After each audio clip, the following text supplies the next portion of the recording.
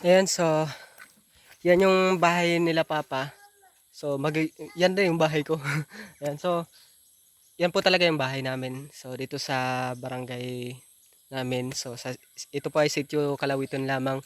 So, dito po ako naraan dati. So, umalis po ako, I think parang, basta 5 years po ako sa, sa Puerto kasi doon ako nag-aral hanggang sa nakatapos ako ng K-12. So, doon po ako nag-aral.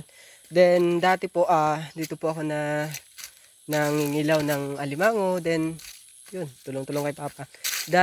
Then ngayon, yun nga, yung nakaraan, yung upload na video ko. So sabi ko, uuwi na muna ako, tutulong ako dito kay Papa, then mag-iipon para maka-enroll ako next year. And then, yun, dito na ako kay Papa ngayon. So si Papa daw may pinuntahan. So, naghanap ng asukal. At yan, ito nga yung ilog na namin. Yan. So ito yung bangka.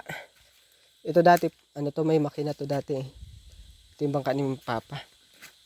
So, medyo tumatagilid lang siya. Then yung isang bangka dala ng bayo ko. Ayan, so, itong ilog na to, may buhaya to siya. So, ito na yung ilog na, na Jessica so dati.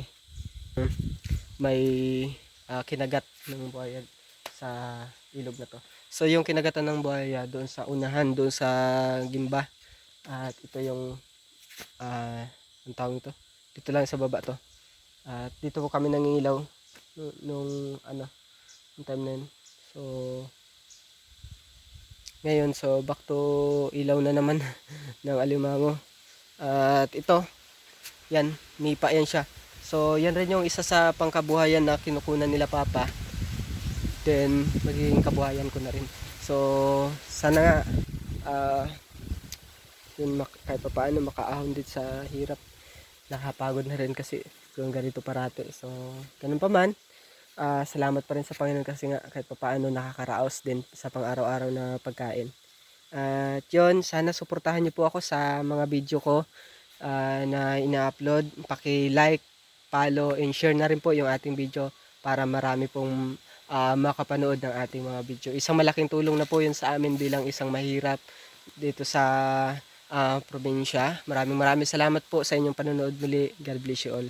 Bye-bye.